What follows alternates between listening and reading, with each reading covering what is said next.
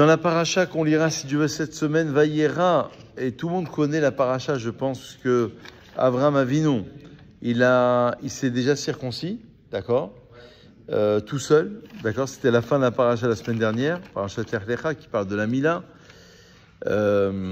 Et Hachem va lui rendre visite. Donc déjà, on apprend une première chose, c'est que quelqu'un qui a subi la Mila, il est souffrant, il est malade, et donc il faut aller lui rendre visite. La misade de Bikur Cholim, on apprend d'Hachem la manière de se comporter. Ma'u rachum afatar rachum, Ma'u chanun afatar chanun. De la même manière que Dieu, Hachem, il est miséricordieux, tu dois être aussi miséricordieux. De la même manière que Hachem, il a la grâce, tu dois aussi avoir la grâce. De la même manière que Dieu est parti rendre visite à Abraham, tu dois aller rendre visite à un malade. Celui qui rend visite à un malade, il lui enlève, dit le Talmud, 1/60 de la maladie. C'est énorme. Et il le réconforte moralement, psychologiquement. Et il sait qu'on pense à lui, un petit message, un petit mot. C'est pas toujours évident, mais c'est une grande misère. Et là, donc Hachem se révèle à lui. Il va lui rendre visite à Avraham Avinu. Et à ce moment-là, quelque chose de très étrange. Voici qu'il y a 3 passants, 3 hommes, Shlosha Anashim. Alors tout le monde sait que c'était 3 anges qui vont avoir 3 missions particulières. D'ailleurs, Rashi le rapporte ici. Rashi il dit que les 3 anges, c'était ils venaient annoncer la nouvelle à Sarah qu'elle allait avoir un enfant. Ça relevait du miracle parce que elle était très âgée. L'autre ange est venu pour renverser la ville de Sodome, puisqu'il faisait la perversion, la débauche. Et dit Rashi, cite le Midrash Bereshit Rabbah, Ve'echad lerapot et Avraham. Et un 3e ange est venu soigner, guérir Avraham.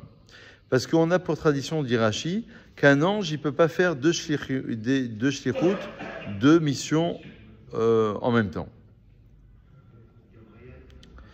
Exactement. Et Michael. Et donc, à ce moment-là, il va les accueillir. Il n'y a pas quelque chose qui vous surprend dans ce que je viens de dire? Avraham, il faisait quoi, Avraham? Il était avec qui? C'est la Sheila, il faut que vous la trouviez vous, la Sheila. C'est que Avraham, qu'est-ce qu'il faisait? Il parlait avec Dieu. Qu'est-ce qu'il fait ensuite? Il va accueillir les anges. C'est pas étrange? Il n'y a pas quelque chose qui vous surprend? Non, en pleine discussion. Voilà la question. Chazak. La grande question, c'est de se dire comment Avraham Avinu. Imagine-toi, Dieu il se révèle à toi. Imagine-toi, tu es avec un roi maintenant, tu es avec un premier ministre, tu es avec une personnalité, peu importe laquelle. Tu vas pas arrêter la discussion, le rendez-vous, pour aller accueillir 3 personnes. Bon, et puis 3 personnes peuvent attendre. Mais comment il fait ça? Zélo Egoni. Zélo Normali.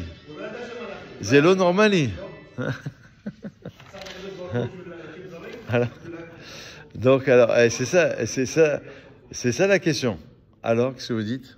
Alors, en vérité, il y a plein de réponses. Une des réponses, alors d'abord, la Gemara dans Shabbat à la page 127, elle explique combien est grande, elle apprend de ce passage, combien est grande la Arnasat Ochim, fait d'inviter les gens.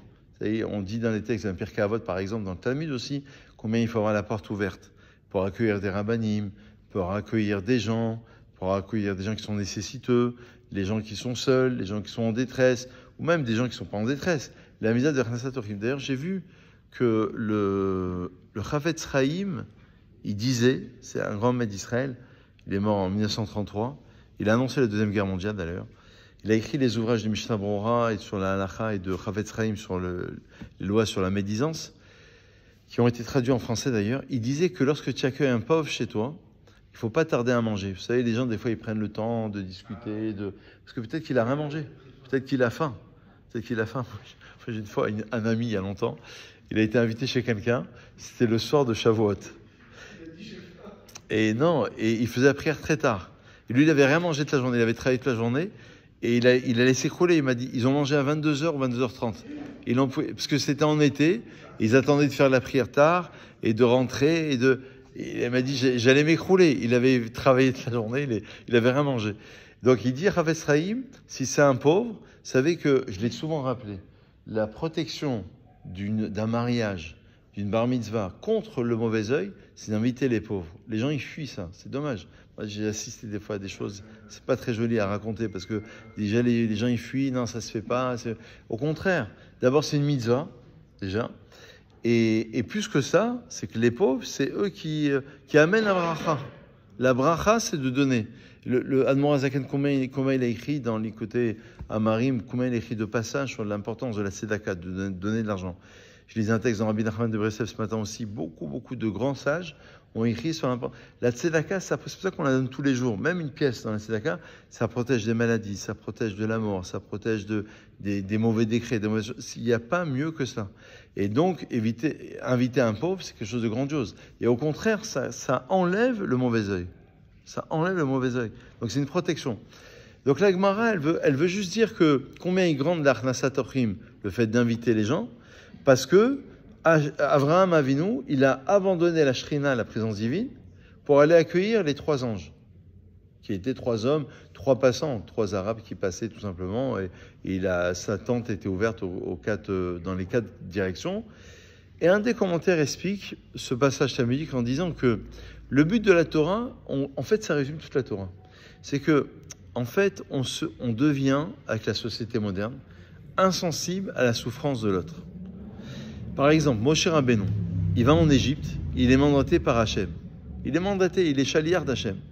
Et qu'est-ce qu'il voit? Vayar Besivlotam, il voit la souffrance. La première chose qu'il voit, c'est qu'il comprend la souffrance du Ham Israël. Il se dit, s'il souffre, c'est une partie de moi-même qui souffre.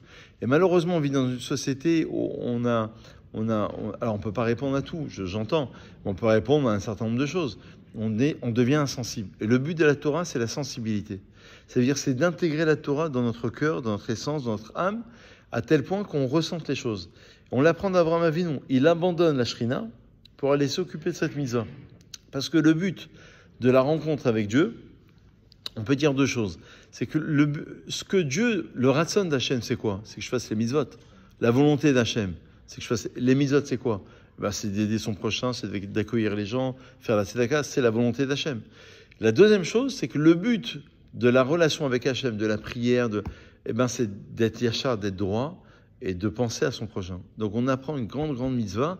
On apprend 3 mitzvot essentielles, ça demanderait plus de temps, mais au passage, la mitzvah d'aller rendre visite aux malades, la mitzvah dans cette paracha essentiellement d'accueillir des invités, qui est une mitzvah essentielle, à tel point qu'Avraham Avinu, il abandonne la Shrina pour aller s'occuper de cela.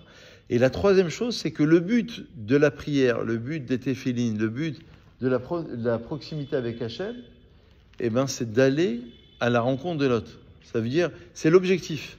C'est pas, comme il y avait un maître d'Israël qui disait que le but de la mystique, c'est pas de mystifier, c'est de démystifier. Le but de la mystique, les gens, ils aiment le monde des âmes, le Gan Eden, le Gainam, ce qui se passe après la mort. Bien sûr, c'est important. Mais le but, c'est pas de rester en haut, c'est de redescendre. Comme avec sa femme, avec ses enfants, avec son prochain. Le but, c'est de redescendre, d'amener cette Torah au sein même de notre société. Hazak ou Baruch, que toutes ces âmes proposent en paix et rébir.